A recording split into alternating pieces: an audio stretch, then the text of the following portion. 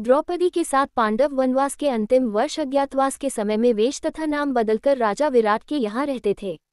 उस समय द्रौपदी ने अपना नाम सैरंध्री रख लिया था और विराट नरेश की रानी सुदेशना की दासी बनकर वे किसी प्रकार समय व्यतीत कर रही थी, पर स्त्री में आसक्ति मृत्यु का कारण होती है।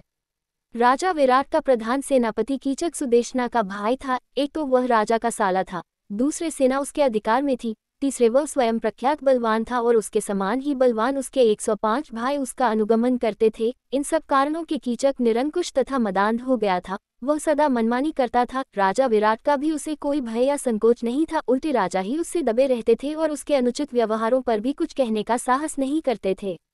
दुरात्मा कीचक अपनी बहन रानी सुदेशना के भवन में एक बार किसी कार्यवश गया।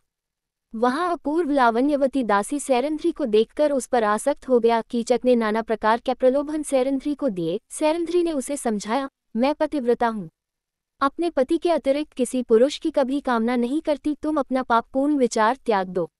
लेकिन कामांध कीचक ने उसकी बातों पर ध्यान नहीं दिया। उसने अपनी बहन सुदेशना को भी तैयार कर लिया कि वे सैरंध्री को उसके भवन में भेजेंगी। रानी सुदेशना ने सैरंध्री के अस्वीकार करने पर भी अधिकार प्रकट करते हुए डांटकर उसे कीचक के भवन में जाकर वहां से अपने लिए कुछ सामग्री लाने को भेजा। सैरंध्री जब कीचक के भवन में पहुंची तब वह दुष्ट उसके साथ बल प्रयोग करने पर उतारू हो गया। उसे धक्का देकर वह भागी और राजसभा में पहुंची, परंतु कीचक ने वहां पहुंचकर राजा विराट के सामने ही उसके केश पकड़कर भूमि पर पटक दिया और पैर की एक ठोकर लगा दी। राजा विराट कुछ भी बोलने का साहस न कर सके थी।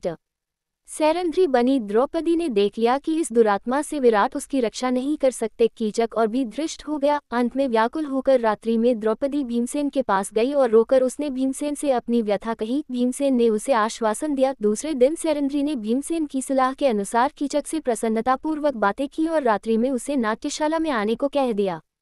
राजा विराट की नाट्यशाला अंतःपुर की कन्याओं के नृत्य एवं संगीत सीखने में काम आती थी। वहां दिन में कन्याएं गान विद्या का अभ्यास करती थी, किंतु रात्रि में वह सूनी रहती थी। कन्याओं के विश्राम के लिए उसमें एक पलंग पड़ा था। रात्रि का अंधकार हो जाने पर भीमसेन चुपचाप आकर नाट्यशाला के उस पलंग पर सो गए। कामांध कीचक सज धज कर वहां आया और अंधेरे में पलंग पर बैठकर भीमसेन को सैरंध्री समझकर उसके ऊपर उसने हाथ रखा। उछलकर भीमसेन ने उसे नीचे पटक दिया और वे उस दुरात्मा की छाती पर चढ़ बैठे। कीचक बहुत बलवान था, भीमसेन से वह भिड़ गया। दोनों में मल्लयुद्ध होने लगा, किंतु भीमसेन ने उसे शीघ्र ही पछाड़ दिया और उसका गला घोंटकर उसे मार डाला। फिर उसका मस्तक तथा हाथ पैर इतने जोर से दबा दिए कि सब धड़ के भीतर घुस गए। कीचक का शरीर एक डरावना लोथरा बन गया।